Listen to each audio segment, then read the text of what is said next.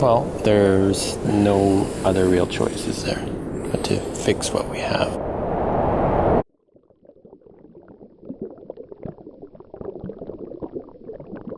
It's kind of like you don't have that much control over what you're passionate about. We're not really used to hard work. A lot of people, we didn't grow up on farms, we didn't grow up with farming families, so we didn't grow up necessarily getting up at 6 a.m. and working every day. Even though if we go back a few generations, you begin to realize that it's in all of us. It's in all our roots. Why did I get into it? You don't know you're getting into it, and then suddenly you're into it. That's the thing. I found academia, I was tired of it by the end. It's like all this mental, and I just felt like lots of it was just talking and not doing anything. And that's what appealed to me about farming, is a tangible result. There's this great quote, I think it's from Bill Mollison, that you can teach philosophy while you're teaching farming, but you can't teach farming while you're teaching philosophy. While you're farming, you're just observing the world around you. I feel like the first thing I gotta do is be able to grow my own food and have that basicness covered. So I felt like maybe I could help humanity and plants and the ecosystems by applying my biology degree to farming. After that, it was pretty much no turning back. Oh, strange, came by night. A farm is like a breeding ground where humans connect, where you connect with the land, where you connect with yourself.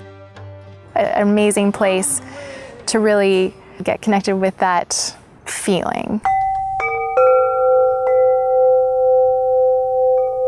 It really takes you for a ride because the farm decides when you can take a day off, like when it's raining, or the farm decides how quickly something's going to bolt or how well it's going to germinate. Like you can help play into those factors, but you have to just let it go. It doesn't really even feel like you're doing the work because so many people have done work before you, or because nature's actually just doing it and you're sort of wisping your hand here and there and making it come together. Sometimes you think, oh, everyone's getting into farming. It's the cool thing to do now.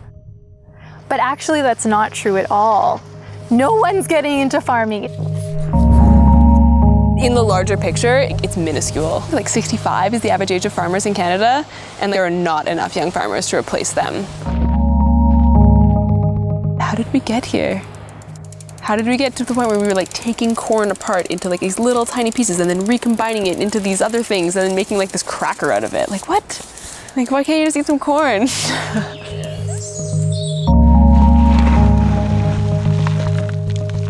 It's almost like not knowing the history of your country and living there and just accepting that things are the way they are when having no context of the past. You know, if you don't know about farms, you don't know the past of your food, and the whole history book of that piece of food has been erased.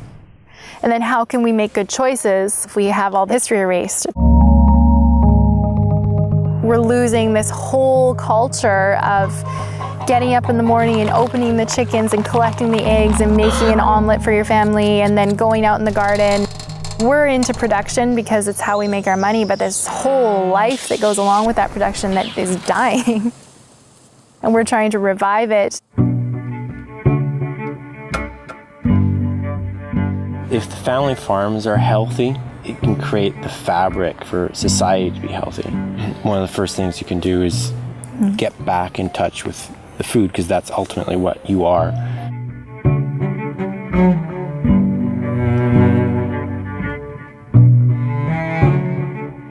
The big long-term vision is if it was an obvious and easy career path for a kid to choose.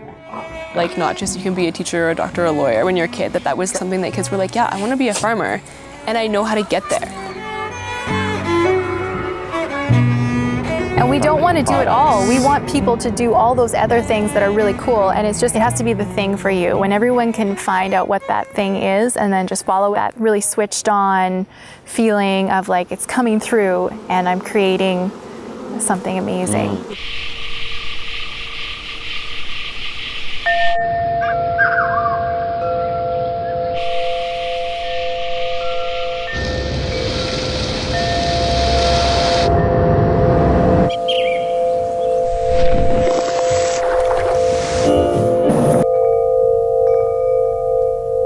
let go of that feeling of, oh, it's not right now.